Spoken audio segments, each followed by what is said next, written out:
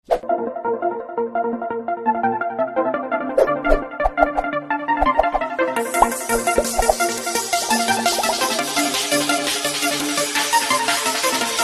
का स्वागत करता हूं फिजिक्स ज्ञान मुकेश नाइक चैनल पे। आज हम लोग क्लास 11 के फिजिक्स में इलेक्ट्रिक करंट थ्रू कंडक्टर का 5 नंबर का लेक्चर देख रहे हैं। इसमें हम लोग बात करने वाले बच्चों 11.9 की स्पेसिफिक रेजिस्टेंस या रेजिस्टिविटी, और इसका सिंबल होता है रो। रो है, नौ नहीं, मराठी में 9 होते हैं ऐसे 9, लेकिन वो रो है, RHO। क्या है ये? RHO, रो है ना। ये सिंबल बहुत इंपॉर्टेंस है हमारे स्पेसिफिक रेजिस्टेंस का। उसके लिए कुछ कहानी पहले जो पढ़ाई थी, करंट, ड्रिफ्ट, वेलोसिटी, है ना, ये चीजें पता होना बहुत जरूरी है। फार्मूले से VD मतलब ड्रिफ्ट वेलोसिटी बच्चों, ये इलेक्ट्रिक फील्ड के फॉर्म में, लेकिन हम लोगों को पोटेंशियल का फॉर्म होना चाहिए, इसलिए E का फार्मूला यहां पे V/L बोल के डाला है। बस देखो, E एज इट इज, यहां पे tau as it is, M as it, E के जगह पे V/L रखा है, बाकी कुछ नहीं किया मैंने। तो चलो बच्चों, करंट जो है हम लोग आपके बुक्स के थोड़े से ट्रिक ही पढ़ाएंगे। क्यों सर? क्योंकि हम लोगों को नीट JEE CET आपके बुक्स के थ्रू भी पढ़ाने वाले हैं, लेकिन ये रो टर्म ई कहां से है, बहुत इंपॉर्टेंट चीज है मेरे भाई लोग, समझे क्या? नहीं तो बहुत सारे बच्चों को ये टर्म कहां से आ गई ये पता ना होने के कारण बहुत सारे लफड़े होते हैं। हाँ सर, लफड़ा। चलो, तो इसके लिए VDENA, वीना भी बोलते इसको, ठीक है। लेकिन ड्रिफ्ट वेलोसिटी का एक फार्मूला इस्तेमाल करने वाला हूं, बट ये फार्मूला है मेरे पास, EV/ML टाउ। ठीक है बच्चों, कौन सा फार्मूला कहां है, कुछ नहीं है, पता होना बहुत ही जरूरी है। E is the charge of electron, V is the potential difference, tau is the relaxation, average relaxation time, M is the mass of electron, L is the length of conductor. बच्चों समझे? मैं वैल्यू पुटअप कर रहा हूं, I is equal to EV/ML tau, ये ENA। देखो, इतनी बड़ी जो टर्म्स दिखाई दे रही, मैं रेड पेन मार्कर इस्तेमाल करना चाहता हूं थोड़ा सा। ये देखो, ये जो टर्म है ये VD की टर्म्स है, बाकी ENA एज इट इज। बात समझ में आ रही है? चलो, करंट इज इक्वल टू मैं लिख सकता हूं मेरे भाई लोग यहां पे कि यहां होगा VE², देखो VE² tau NA divided by ML। कोई शक है मेरे भाई लोग? अब एक काम कर रहा हूं, V को एज इट इज रखेंगे, ये I डिवाइड जा रहा है, कैपिटल I स्मॉल r कुछ भी इस्तेमाल कर सकते हो, समझे? ये टर्म इधर आने के बाद होगा numerator to denominator, denominator to numerator. देखो ML यहां पे NE² टाउ A। मेरी बात समझ में आ रही है? देखो, ये ML ऊपर गया, ये नीचे वाले जो ये न्यूमरेटर वाले डिनोमिनेटर में NE² टाउ A। मतलब बच्चों, लेकिन आप लोगों को थोड़ा सा एक पता होना चाहिए, ये रेजिस्टेंस का फार्मूला है। वाह वाह वाह वाह वाह, ओम्स लॉ तो पढ़ा होगा, R is equal to VI, है ना, V is equal to IR। जो टर्म से बच्चों इसको ऐसा लिख सकता हूं क्या? मतलब बच्चों, यहां पे R इज इक्वल टू ये रेजिस्टेंस है, तो ये मिल रहा है मुझे ML divided by NE² tau A। कोई शक है मेरे भाई लोग?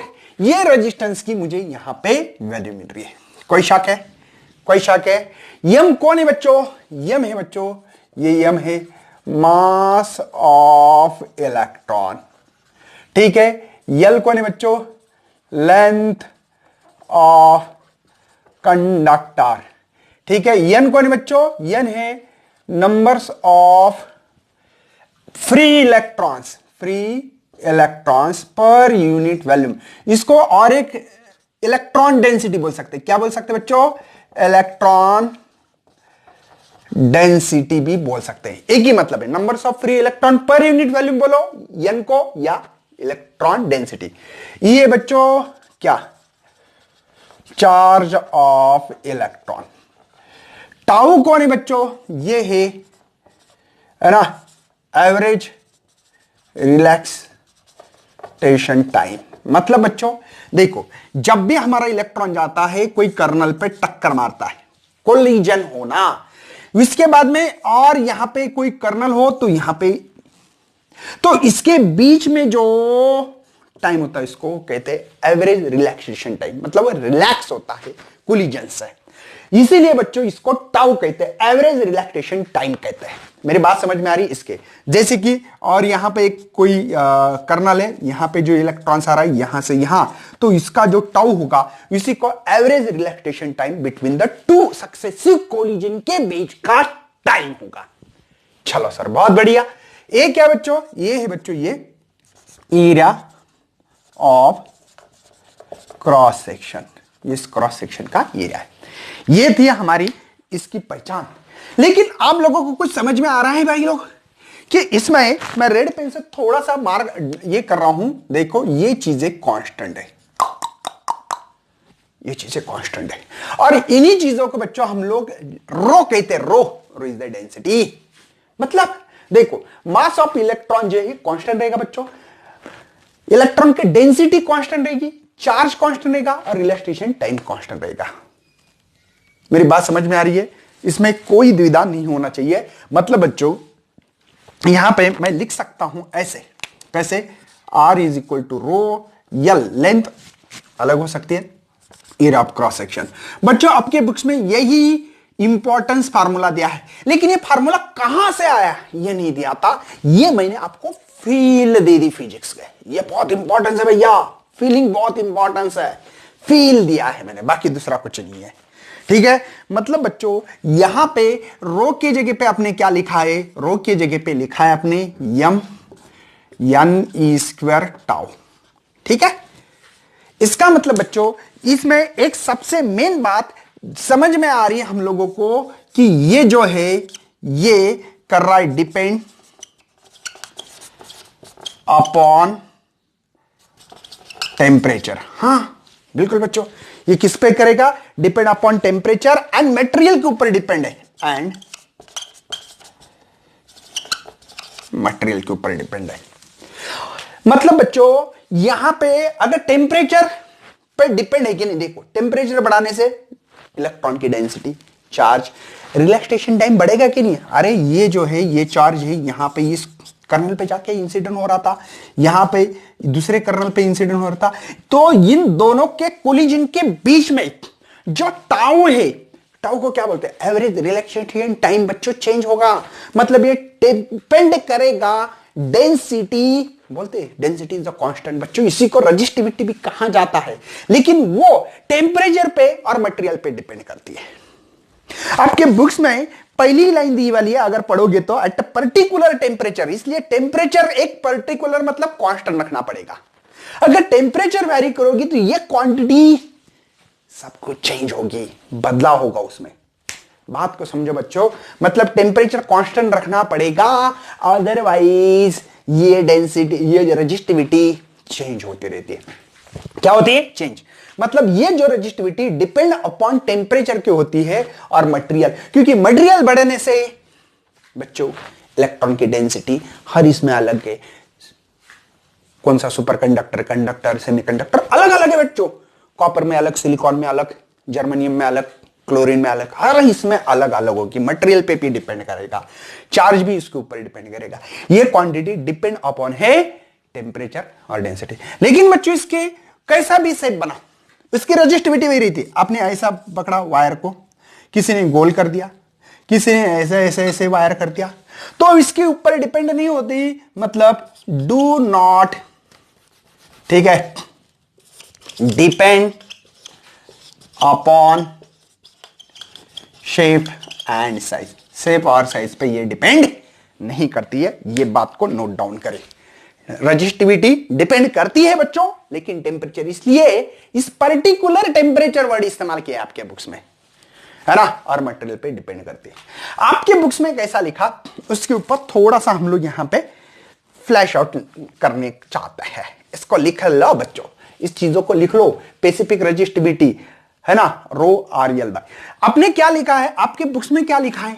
देखो मैं आप लोगों को आपके बुक्स में का थोड़ा सा यहां पे क्लेरिफाई करना चाहता हूं। लिखा है आपने particular temperature register of given observe that depend upon, किसके ऊपर है बच्चों? Resistance is directly proportional to the length of conductor, direct लिखा है, और inversely proportional to the area of cross section, inversely proportional. तो R is directly proportional length और area of cross section, ऐसा लिखा है। लेकिन ये रो वर्ड कहां से आ गया पता ही नहीं सभी लोगों को, इसलिए मैं लिख के दे रहा था। तो इक्वल टू लिख ले तो कांस्टेंट लिखा है, ये प्रोपोर्शनलिटी कांस्टेंट है बच्चों। लेकिन ये प्रोपोर्शनलिटी कांस्टेंट कहां से आ गई, तो इसके लिए बच्चों ये रीजन है, ये इसके ओरिजिनल फार्मूला है। देखो यही फार्मूला है बच्चों, ये rho L divided by A, as it is formula है, कोई टेंशन लेने की जरूरत नहीं है, सबको आना चाहिए, सबको आना चाहिए भैया। चलो इसका इस मतलब फर्जी से बातें करेंगे जो कि छोटे बटे होती है, लेकिन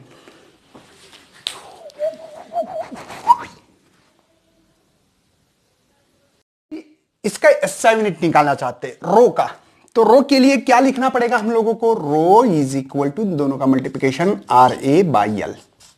चलो इसका एसआई यूनिट निकाल रहा हूं बच्चों, एसआई यूनिट ऑफ रो। चलो तो रो के लिए देखो सबसे पहले R मतलब रेजिस्टेंस ओम में गिनते हैं, एरिया गिनते हैं बच्चों metre square, divided by length, length किस में गिनेंगे मीटर, मीटर मीटर कैंसल, तो इसका जो एसआई यूनिट होगा बच्चों ओम मीटर। बात समझ में आ रही है, यही इसका एसआई यूनिट होगा, बहुत सिंपल सी बात है। उसके बाद में बच्चों इसी में से कवर करना चाहता हूं कंडक्टिविटी क्या होती है। जैसे कि आप लोगों को अगर थोड़ा कुछ याद हो तो मैं याद दिलाना चाहता हूं, हमने कंडक्टेंस देखा था, द रेसिप्रोकल ऑफ रेजिस्टेंस, याद है। वैसे कंडक्टिविटी के लिए आपकी बुक्स में जो सिंबल इस्तेमाल किया गया है, कौन सा, कंडक्टिविटी का सिंबल है सिग्मा, 6 है सिग्मा। तो sigma is equal to the reciprocal of resistivity. देखो the reciprocal of resistance is called as conductance, conductivity, the reciprocal of resistivity is called as conductivity. तो ऐसा यूनिट क्या मिलेगा भैया, इसका जो है हमारे पास वो है 1 ओम मीटर। तो मुझे लगता है कि ओम ऊपर गया है इनवर्स, कुछ इसको सीमेंस पर मीटर ऐसे भी बोल सकते हैं, जो कि आपके बुक्स में दिवाला है सीमेंस पर मीटर, ये भी इसका यूनिट हो सकता है। यही था स्पेसिफिक रेजिस्टेंस या रेजिस्टिविटी। रेजिस्टिविटी का सिंबल ये, क्या फार्मूला हमारे पास, तो यहां पे हमारे पास फार्मूला मिल रहा है RA बाय L, ये रेजिस्टिविटी का फार्मूला मिल रहा है। इस फार्मूले को याद रखें, इसके ऊपर हम लोगों को कुछ फार्मूलेस होंगे और कुछ न्यूमेरिकल भी अभी के अभी आपकी बुक्स में से जो सॉल्व करके दिए उसको आगे देखेंगे। आपके बुक्स में एक सवाल लिखा है बच्चों, कैलकुलेट द रेजिस्टेंस पर मीटर, रेजिस्टेंस पर मीटर, वर्ड को अच्छी तरह से समझना, रेजिस्टेंस पर मीटर मतलब लेंथ, ये करना कैलकुलेट दे वाला, कैलकुलेट द रेजिस्टेंस पर मीटर मतलब R बाई L वैल्यू निकालनी है। कब है, at a room temperature of a constant wire of diameter, मतलब डायमीटर दिया है बच्चों, वो है हमारे पास 1.25 मिलीमीटर, तो रेडियस इसका आधा होगा, तो 0.625 ना, या करेक्ट है, वही है 125, हाँ 0.6, हाँ करेक्ट है आधे, और मिली है इसलिए 10⁻³ मीटर लिख सकता हूं। रेजिस्टिविटी कांस्टेंट रूम टेम्परेचर मतलब रो जो दिया है 5 × 10⁻⁷ ओम मीटर। चलो सबसे पहले हम लोग लिख सकते हैं बच्चों यहां पे R is equal to rho L by A, अभी फार्मूला लिखा हमने, तो R बाई L की वैल्यू निकालना है रो बाय ए। अब ये रो एरिया वायर है, और वायर का जो एरिया होता है ये ऐसा, तो ऐसा मतलब इसका मतलब होता है पाई R स्क्वायर, सर्कल का स्क्वायर। तो हम लोग लिख सकते हैं बच्चों यहां पे पाई R स्क्वायर। चलो R बाई L की वैल्यू पुटअप निकालनी है, रो की वैल्यू हम लोग के पास 5 × 10⁻⁷ डिवाइडेड बाय पाई की वैल्यू 3.14 और R स्क्वायर की वैल्यू ये है, मैं इसको शिफ्ट करके लिख रहा हूं 6.25 × 10⁻⁴ का स्क्वायर। मेरी बात सबको समझ में आती होगी, मैंने क्या लिखा है, एक पॉइंट शिफ्ट किया है, 5 × 10⁻⁷ डिवाइडेड बाय बच्चों 3.14, इसका स्क्वायर जो होता है ये आप लोगों को याद रखना पड़ेगा 39.0625, ठीक है, और ये इसका स्क्वायर -8। मेरी बात समझ में आ रही बच्चों, अरे 6.28 का जिनको स्क्वायर नहीं आता है बच्चों कर लो 6 पॉइंट, ये देखो इसका स्क्वायर आएगा आपको ये है ना 0625, ऐसा कुछ तो आंसर आ जाता है, देख लेना आप लोग, मैंने कैलकुलेट की वाली वैल्यू बच्चों, सिंपल सी बात है, ये मल्टीप्लिकेशन है बाकी कुछ नहीं है। चलो तो हम लोग आगे बढ़ रहे हैं इसको, तो यहां पे R बाई L ये है 5 × 10⁻⁷, ऊपर जाने के बाद +8 होगा। शायद मेरी बात समझ में आती होगी बच्चों सभी को। कोई टेंशन है? अरे 8 माइनस का प्लस हो गया, और इन दोनों का कैलकुलेशन अगर किया जाए बार दो, हाँ 122 कुछ तो आ जाता है, 122.65 ऐसा कुछ। तो अब बोलेंगे कैसे सर, आपको कैसे पता है? सिंपल सी बात है यार, 3.14 यहां पे, हाँ ये था हमारा 39.0625, इन दोनों का मल्टीप्लिकेशन करो, है ना, एक करीब करीब ये वैल्यू मिल जाती है। ठीक है सर, कोई प्रॉब्लम नहीं। तो R/L यहां पे 5 इंटू 10 होगा, क्योंकि 8 में से -7 गए तो 1, मतलब इसको 50 लिखो तो अच्छा रहेगा, 122.65। तो यहां पे R/L, यहां पे आप लोगों के पास जो भी कैलकुलेशन मिलेगा वो करीब करीब यहां पे 50, ये दुगना, ठीक है ना, पॉइंट समथिंग कौन, तो कोई तो आंसर मिलेगा। अरे 50 1 50 2 जा किया मैंने 100, बाकी ये रहे, तो यहां पे पॉइंट क्या है, तो 50 4 जा ऐसे कुछ तो मिलेगा। और यहां पे करीब करीब ये आंसर, ये 0.41 यहां पे मिलेगा, रेजिस्टेंस है ओहम और लेंथ डिवाइड बाय मीटर। तो ये आंसर आपके पास आपके बुक्स में मिला है। शायद बच्चों आप लोगों की कैलकुलेशन स्ट्रांग होना बहुत जरूरी है। अरे ये तो डिवीजन आता है ना भैया मेरे भाई, अरे ये तो 1/2.5 आता, 4 आता था, 0.4 आता था, लेकिन थोड़ा सा कम इसलिए 0.41 मैंने आंसर लिखा है। उसके बाद में बच्चों थोड़ा सा एक लॉजिकली कुछ चीजें पढ़नी है हम लोगों को, उसको थोड़ा सा आप लोगों को याद रखना है। देखो ये होगा आपका न्यूमेरिकल, थोड़ा सा और भी इन रजिस्टिविटी को और अलग तरीके से निकाल सकते हैं क्या, उसके लिए थोड़ी सी नॉलेज होना बहुत ही जरूरी है। कैसी नॉलेज सर, क्या नॉलेज बता दो। देखो हम लोगों ने रो इज इक्वल टू, यहां पे लिख सकता हूं मैं resistance is equal to rho L by A, तो रो इज इक्वल टू लिख सकता हूं आर ए बाय एल। कोई शक है?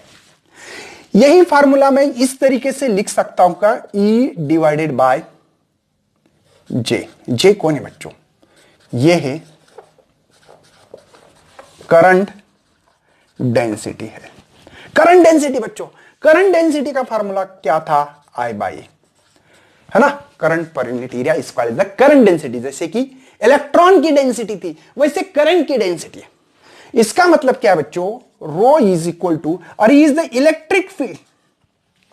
अरे इलेक्ट्रिक फील्ड का जो फार्मूला है हमारे पास, वो भी आप लोगों को आना चाहिए। एक तो है V बाई एल है, एक तो फार्मूला, ठीक है, V बाई एल। हाँ, एक फार्मूला ही ये है, एक है फोर्स पर यूनिट चार्ज, लेकिन हम लोग फोर्स की बात ही नहीं कर रहे, पोटेंशियल डिफरेंस, क्योंकि करंट इलेक्ट्रिसिटी पढ़ रहे बच्चों। इलेक्ट्रोस्टैटिक में एक चैप्टर, इलेक्ट्रोस्टैटिक में ये फार्मूला, करंट इलेक्ट्रिसिटी में ये फार्मूला होता है। हाँ, इलेक्ट्रिक फील्ड ही है दोनों टाइम पे भी, बात को समझो बच्चों। ये फोर्स इलेक्ट्रोस्टैटिक नाम के चैप्टर में ये फार्मूला होता है। चलो फुटअप करते देखते हैं कि ये फार्मूला सही में आ रहा है नहीं आ रहा है, क्या दे दिया, या अगर ये फार्मूले के ऊपर न्यूमेरिकल भी आ सकते, इसलिए मैं दे रहा हूं बच्चों आपको। अब देखो V by L, okay sir. J क्या है बच्चों? J क्या है? I बाई ए का ए ऊपर गया बच्चों, कोई शक है? अब देखो पोटेंशियल का एक फार्मूला होता है V is equal to I into R. मेरी बात समझ में आती होगी बच्चों, I इंटू आर। तो देखो rho is equal to V, Ohm's law तो पता है ना, I R A divide by L, I से आई को मार दो, देखो आप लोगों को आर ए बाई एल, यही फार्मूला जो हमने पहले दिया था वो फार्मूला आ रहा कि नहीं। मतलब इस फार्मूले के थ्रू भी इलेक्ट्रिक फील्ड दी और करंट डेंसिटी देते हैं, तो इस टाइम पे हम लोग ये फार्मूला भी इस्तेमाल कर सकते हैं। इसको नोट डाउन करें, ये फार्मूला इज वेरी इंपॉर्टेंट, ये भी फार्मूला इंपॉर्टेंस है, साथ में ये इसके और में फार्मूला लिख सकते हैं। पूरा अधिकार होगा बच्चों सभी बच्चों को ये फार्मूला लिखने का। इसके एसआई यूनिट क्या हो सकता है? Rho is equal to E by J. E होता है V बाई एल, मतलब V मतलब वोल्ट पर मीटर, और जे होगा जे एम्पियर मीटर स्क्वायर। एक मीटर कैंसिल बच्चों, वोल्ट मीटर पर एम्पियर, ऐसा भी लिख सकते हैं। आपके बुक्स में ऐसा लिखा हो तो बहुत बढ़िया, नहीं लिखा तो बहुत बढ़िया। V का क्या फार्मूला होता है? V मतलब potential, V is equal to I into R. तो ऐसे भी लिख सकते बोले कि यहां पे I करंट के लिए एम्पियर, रेजिस्टेंस के लिए ओम, ये मीटर डिवाइडेड बाय एम्पियर, तो एम्पियर एम्पियर कैंसल, तो ओम मीटर। अरे वाह वाह वाह वाह, यहां से भी वही आ रहा था। यहां से भी ओहम मीटर आ रहा था और यहां से भी ओहम मीटर आ रहा है। मतलब यहां पे ये भी हो सकती है कि ये इक्विवेलेंट है, किसे, एसआई यूनिट इक्विवेलेंट है, इसलिए ये फार्मूला सेम है। कभी कभी ये फार्मूला देंगे और ये फार्मूला देंगे, क्या इसके एसआई यूनिट सिमिलर है बच्चों, बिल्कुल है। ये भी आप लोगों को छोटी छोटी कहानी ये बड़ी बन जाती है, इसलिए इसको नोट डाउन करें अच्छी तरह से। आगे बढ़ेंगे बच्चों, अभी हम लोग थोड़ा सा और इसके और फॉर्म देखेंगे। चलो क्या देखना है और, चलो थोड़ा सा और आगे बढ़ेंगे। देखो हमने फार्मूला क्या लिखा है बच्चों यहां पे कि rho is equal to E by J. Electric field का अगर देखना है तो रो जे लिख सकता हूं मैं यहां पे, सही बच्चों, कोई प्रॉब्लम नहीं है। ऐसे भी फार्मूला लिखने का मुझे पूरा पूरा अधिकार है और लगना भी चाहिए। E is equal to rho J. Okay sir, तो मुझे जे निकालने का जो तरीका है जे, वो निकाल सकता हूं 1 बाय रो। मेरी बात समझ में आ गई इधर आए तो, और E as it is 1 by rho जो है उसको सिग्मा कहते हैं। The reciprocal of resistivity is called as conductivity. और ये भी मतलब बच्चों ये अलग अलग तरीके होंगे आप लोगों को। देखो रेजिस्टिविटी ऐसे भी लिख सकते हैं, ऐसे मतलब आर ए बाई एल या E by J, J is the current density. वैसे करंट डेंसिटी लिखने का तरीका हो सकता है सिग्मा इंटू इलेक्ट्रिक फील्ड। ये भी आपका तरीका सही भी हो सकता है, ये गलत नहीं होगा, आपकी मर्जी से अगर फार्मूला आता है तो ये लिख सकते हो। नेक्स्ट हम लोग बात करने वाले 11.1 पे variation of resistance with temperature. इसके लिए आपके बुक्स में डायरेक्टली फार्मूला इस्तेमाल किया, लेकिन हम लोग नहीं करेंगे भैया, क्योंकि हम लोग तो सीखना चाहते हैं ना। तो चलो बच्चों हम लोग इसके ऊपर थोड़ा सा डिटेल में एक्सप्लेनेशन करेंगे। अब देखो क्या है कि रो रेजिस्टिविटी की, मतलब रेजिस्टेंस और रेजिस्टिविटी दोनों का काम करेंगे साथ साथ। ये बच्चों हमारा रेजिस्टिविटी जो भी चूज की अपने जिस टेम्परेचर पे, जैसे कि 300 केल्विन पे रेजिस्टिविटी हमने चूज की है, ऐसे पकड़ के चलते हैं resistivity at the chosen temperature. For example T0 0 degree Celsius पे की, वैसे ये ठीक है। ओके, बाद में बच्चों हमने क्या क्या, टेम्परेचर बढ़ाने से रेजिस्टिविटी इंक्रीज की। तो इंक्रीज कितनी हो गई तो हम लोग लिख सकते हैं रो माइनस रो नॉट। पहले ओरिजिनल इतनी थी, अब बढ़ गई बच्चों, तो कितनी इंक्रीज हुई, जैसे कि मैंने बता दिया कि रो नॉट पे हमने देखा था 10 ओहम मीटर है। अब हमने टेम्परेचर बढ़ने से 35 ओहम मीटर, तो कितनी इंक्रीज हुई, तो रो माइनस रो करो तो 35 माइनस 10 आप लोगों को 25 मिलेगी कि नहीं। तो ये कैसे निकाली आपने, रो माइनस रो नॉट। तो ये बच्चों आपकी इंक्रीज हुई वाली। मेरी बात समझ में आ रही है। चलो इस बात पे सहमत होंगे। अभी मैं आगे बढ़ रहा हूं, आपको इक्वेशन डायरेक्टली ना देते हुए मैं प्रूफ देना चाहता हूं। कैसे दोगे सर, दे दो। देखो increase in resistivity is directly proportional to the original resistivity. आपकी ओरिजिनल 10 है तो 35 होगी बच्चों। ओरिजिनल 35 तो और बढ़ेगी, मतलब ओरिजिनल जितनी ज्यादा होगी उतनी, ओरिजिनल है देखो यहां पे हमारी 40 है, तो क्या अभी 35 बढ़ेगी, नहीं 35 होगी नहीं। तो आप बोलेंगे सर आप जैसे कि यहां पे 25 बढ़ी थी, यहां पे 25 ऐड किए तो 65 होगी। मेरी बात समझ में आ रही बच्चों। ओरिजिनल पे डिपेंड है कि ओरिजिनल की वैल्यू कितनी, उससे प्रोपोर्शनलिटी में हमारी इंक्रीज इन रेजिस्टिविटी बढ़ेगी, ज्यादा होने वाली है। चलो और देखो increase in resistivity is directly proportional, और किसके ऊपर है बच्चों, ये टेम्परेचर के ऊपर डिपेंड। इंक्रीज इन टेम्परेचर, पहले ओरिजिनल कितना था 0, तो आपने कितना कर दिया 300 कर दी, तो ये होगी, समझे ना। तो ये डिफरेंस कितना है इंक्रीज इन। चलो इन दोनों को एक जगह पे, इक्वेशन 1 बोलेंगे इसको, इक्वेशन 2, दोनों को एक जगह पे कर रहा हूं। Rho minus rho not it directly proportional, देखो ये डायरेक्टली प्रोपोर्शनल का सिंबल है रो नॉट, यहां पे T माइनस टी नॉट। मेरी बात समझ में आ रही। इक्वल टू लिखना इसलिए ये बच्चों प्रोपोर्शनलिटी का सिंबल है, और ये alpha is the coefficients of का सिंबल है। इस पे गड़बड़ ना करिए, क्योंकि बहुत सारे बच्चे यहां पे टेम्परेचर कोएफिशिएंट रेजिस्टिविटी बोलेंगे उसको, ठीक है। तो ये रो नॉट एज इट इज, ये बाकी का एज इट इज। मेरी बात समझ में आती होगी, माइनस है बच्चों, ठीक है। इस रो को इधर लेके जाओ तो R is equal to R naught, minus का प्लस, यहां पे कुछ नहीं मतलब प्लस है बच्चों। अल्फा देखो आप लोगों के पास ये डायरेक्ट इक्वेशन दिया था, कौन सा अब बताऊंगा। Rho is equal to rho not को कॉमन निकाल रहे हैं, यहां पे कुछ नहीं, मतलब 1 बचा, देखो रो बाहर निकाला प्लस ये रो बाहर है तो बचा है alpha T minus T not. मेरे ख्याल से ये इक्वेशन आपके बुक्स में डायरेक्ट दिया है, ये इसका ओरिजिन है। हाँ सर आप ओरिजिन बहुत पढ़ाते हो, क्यों बोर करते हो भैया, यही तो कहानी है, फिजिक्स यहीं पे तो सीख लेता है कोई भी आदमी। पढ़ना चाहते तो इस तरह से पढ़ो। इंक्रीज इन रजिस्टिविटी किस पे डिपेंड है, ओरिजिनल रजिस्टिविटी पे। और टेम्परेचर जितना ज्यादा बढ़ोगे, टेम्परेचर बढ़ेगा बच्चों, तो इसमें क्या होगा, टेम्परेचर बढ़ने से ये जो है ये कर्नल को ज्यादा कोलाइड्स होगा। जो से टेम्परेचर बढ़ेगी इस इलेक्ट्रॉन को एनर्जी मिलेगी, एनर्जी मिलेगी या जुप जुप जुप जुप जुप कोलिजन होगा। जितने ज्यादा कोलिजन उतनी ज्यादा रजिस्टिविटी। अरे एनर्जी, काइनेटिक एनर्जी मिलेगी कि नहीं इस इलेक्ट्रॉन्स को, और इलेक्ट्रॉन को काइनेटिक एनर्जी मिलने के बाद जुम जुम जुम जुम जुम जुम जुम कैसे भी घूम सकता है, ये जोर जोर से टक्कर मारेगा इस कर्नल पे और इसकी रजिस्टिविटी बढ़ेगी। मतलब टेम्परेचर बढ़ा और रजिस्टिविटी बढ़ेगी। मैंने दोनों को एक जगह पे लिखा, इसको प्रोपोर्शनलिटी को हटा के कांस्टेंट रखा। ये है बच्चों temperature coefficients of resistivity, temperature coefficients of resistivity. ये इक्वेशन मुझे मिला है, फटाफट ये आप लोगों को बच्चों यहां पे अच्छी तरह से नोट डाउन। क्या है ग्राफ, ग्राफ के बारे में बाद में डिस्कशन, पहले इक्वेशन को बच्चों तैयार करो अच्छी तरह से, तो ही फायदा है। चलो तो मैं इस अल्फा को थोड़ा सा, इस इक्वेशन को 3 नंबर के इक्वेशन को थोड़ा सा एक्सप्लेन करना चाहता हूं। देखो मैं रख रहा हूं अल्फा, ओके सर, ये एज इट इज रख रहा हूं rho minus rho not divided by, देखो ये नीचे आने वाला है क्या, rho not T minus T not. ये मिला है बच्चों मुझे coefficients of temperature, coefficients of resistivity. ठीक है, सेम टू सेम मैं रेजिस्टेंस के लिए भी लिख सकता हूं बच्चों। रेजिस्टेंस के लिए देखो R naught divide by R naught T minus T not.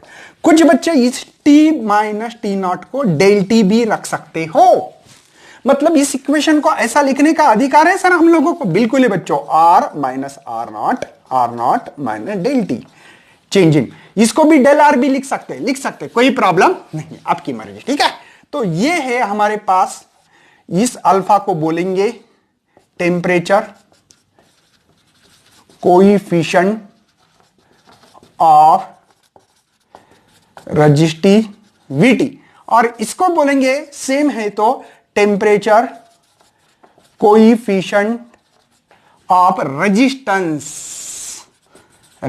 बस समझ में आ रहा है, दोनों सेम है, लेकिन आर और रो का इतना ही फर्क है, बाकी कुछ नहीं बच्चों, इस बात को अच्छी तरह से समझे।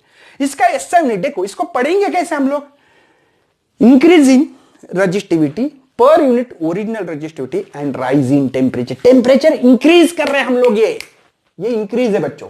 क्या बोलेंगे, temperature coefficients of resistivity is defined as, या रेशियो भी बोल सकते हैं, क्या, increase in resistivity per unit original resistivity and rise in temperature, या टेम्परेचर कोएफिशिएंट्स ऑफ रेजिस्टेंस, मैं इसकी बात कर रहा हूं अभी, increase in resistance per unit original resistance and rise in temperature. इसकी एसआई यूनिट की बात करते, फर्जी सी, बहुत इंपॉर्टेंट बात है बच्चों ये भी।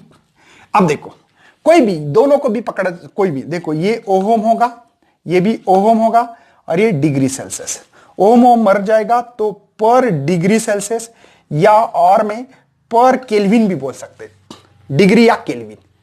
बात समझ में आ रही है, इसमें भी सेम ओम पर मीटर गेट भी कैंसल, पर डिग्री पर केल्विन, ये इसका एसआई यूनिट होने वाला है। इस बात को अच्छी तरह से समझो। सेम टू सेम बच्चों यही कहानी हम लोग रजिस्टिविटी के अलावा रेजिस्टेंस के लिए लिख सकते हैं, आर, ये R naught 1 plus alpha T minus T naught, हो गया फार्मूला तैयार। समझे, हीडिंग है हमारे, variation of resistance with temperature. कोई टेंशन है, सेम टू सेम फार्मूला लिख के दे रहा हूं, या कुछ लोग इस फार्मूले को ऐसे लिख सकते हैं, अल्फा, ठीक है, यहां पे लिख सकता हूं 1 बाय आर नॉट, इसको मैं लिख सकता हूं D R by D T, खत्म किस्सा बच्चों। चेंज है ना, तो D R by D T लिख सकता हूं, चेंज है तो लिख सकता हूं, ये चेंज है ये भी चेंज है, इसलिए ऐसा भी लिखना कोई गलत बात नहीं। और इसको पढ़ने का तरीका मैंने ऑलरेडी आप लोगों को एक्सप्लेन कर चुका हूं। रहा ग्राफ की बात, देखो रेजिस्टेंस और टेम्परेचर ये डायरेक्टली प्रोपोर्शनल दिखा रहा हूं। जूम देखो, टेम्परेचर बढ़ रहा है 200 से 300, 300 होगा ना इसके बीच में, तो रेजिस्टिविटी बढ़ रही है। देखो रेजिस्टिविटी लेकिन 10⁻⁸ ओहम मीटर, मतलब बहुत कम है बच्चों। 2 मल्टीप्लाई 4 इंटू 2 इंटू 10⁻⁸ ओम मीटर, 4 इंटू 10⁻⁸, 6 इंटू 10 ऐसे बढ़ते बढ़ते बढ़ते, मतलब टेम्परेचर केल्विन में बढ़ा रहे हैं और रजिस्टिविटी ओहम मीटर में बढ़ा रहे, तो ये डायरेक्टली प्रोपोर्शनल है। ये है रेफरेंस टेम्परेचर जो लिया हमने। रजिस्टिविटी, ये कॉपर का ऐसा ग्राफ मिलता है कॉपर के लिए। रजिस्टिविटी किसका, लेकिन कॉपर की रजिस्टिविटी का ये ग्राफ हम लोगों को मिलता है। नोट डाउन करना है बच्चों अच्छी तरह से, जो कि आपके बुक्स में प्रॉब्लम लिखा है। A piece of platinum wire, एक प्लैटिनम वायर लिया है बच्चों, ये देखो ये ऐसा, ठीक है, वायर लिया है। इसका रेजिस्टेंस जो लिखा है हम लोगों ने वो है हमारे पास 2.5 ओहम एट 0 डिग्री सेल्सियस। तब का टेम्परेचर जो था बच्चों वो हमारे पास जो है वो 0 डिग्री सेल्सियस से, बात को ध्यान रखना है। मतलब T0 इज इक्वल टू यहां पे 0 डिग्री सेल्सियस है। Its temperature coefficient of resistance मतलब अल्फा है 4 इंटू 10⁻³ पर डिग्री सेल्सियस। फाइंड करना है हम लोगों को आरटी। देखो रजिस्टिविटी का जो फार्मूला लिखा है मैंने, ये याद होगा 1 plus alpha T minus T0 है ना, इसको क्लोज किया था। वैसे आर के लिए R0 1 plus alpha T minus T0। इस बात को अच्छी तरह से ध्यान में रखना है, ये बहुत इंपॉर्टेंस है। उसके अलावा बच्चों हमारे जो टेम्परेचर दिया है वो 80 डिग्री सेल्सियस है और आरटी निकालना है। मतलब आरटी मतलब आर, ये R0, ठीक है, 1 plus alpha T minus T0, ये ब्रैकेट क्लोज। तो आर ओरिजिनल जो रेजिस्टेंस है बच्चों 2.5, इसको R0 बोल सकते हैं आप लोग, ठीक है। ये 1 प्लस जो अल्फा दिया है 3 से शिफ्ट करना है पॉइंट, मतलब 1 2 3। मेरी बात समझ में आ रही है? अल्फा को कैसे किया मैंने, 3 से शिफ्ट। उसके बाद में बच्चों यहां पे मल्टीप्लाई, टी की वैल्यू मेरे पास 80 और 0 की 0 है, ठीक है। तो R इज इक्वल टू 2.5, यहां पे 1 प्लस, यहां पे 0.004 और ये 80 है, ठीक है। मैं जानबूझकर उसको थोड़ा सा एक्सप्लेन कर रहा हूं, आप डायरेक्टली कर सकते हो। 1 प्लस, एक पॉइंट शिफ्ट हो गया। अब इसका कैलकुलेशन जिन बच्चों को नहीं आता है, देखो 4 इंटू 10⁻³ बच्चों, और इसको 8 इंटू 10⁻1 मल्टीप्लीकेशन ऐसे कर सकते हो। अरे 10⁻1 ही हो गया ना, 8 मल्टीप्लाई 10, तो ये हो गया 32 और ये 10⁻²। तो आप लोग 2 से शिफ्ट कर सकते हैं, 1 2 मतलब 0.32। मेरी बात समझ में आती होगी बच्चों, मैंने क्या किया और क्या नहीं, ये बहुत इंपॉर्टेंस है। इन दोनों का मल्टीप्लीकेशन किया मैंने, तो वो मिला है 0.32। अब देखना है बच्चों यहां पे R is equal to 2.5 multiply 1.32। अरे एडिशन तो आती ना, 1 प्लस 0.32। इन दोनों का मल्टीप्लीकेशन जिन बच्चों को नहीं आता है वो कर ले यहां पे। चलो 25 मान रहा हूं मैं इसको, 25 दूना 2 50, ये 2 75 है ना, 75 और ये 5 80, ये आगे 25 और 8 33। कितने छोड़ के भैया पॉइंट, 1 2 3 3 मतलब 3.3। ये आपका रेजिस्टेंस जो मिल रहा है 3.3, यहां पे ओहम इतना रेजिस्टेंस मिल रहा है। टेम्परेचर इंक्रीज करने के कारण बच्चों 80 डिग्री, 0 से 80 डिग्री करने के कारण ये जो हमारा रेजिस्टेंस मिल रहा ये मिल रहा। उसके बाद में बच्चों हम लोग इलेक्ट्रोमोटिव फोर्स, ये में अब क्या होता है, सेल को सीरीज और पैरेलल, नेक्स्ट लेक्चर में और भी हम लोग और डिस्कशन करने वाले। बच्चों इस वीडियो को आप लोगों को शेयर करना, लाइक करना, न्यू है तो चैनल को सब्सक्राइब करना है, ताकि बच्चों हम लोग आपको सीईटी, नीट, JEE जैसे हर कोर्स को प्रोवाइड फ्री ऑफ कॉस्ट में करने की कोशिश करेंगे। Thank you and best luck for your study.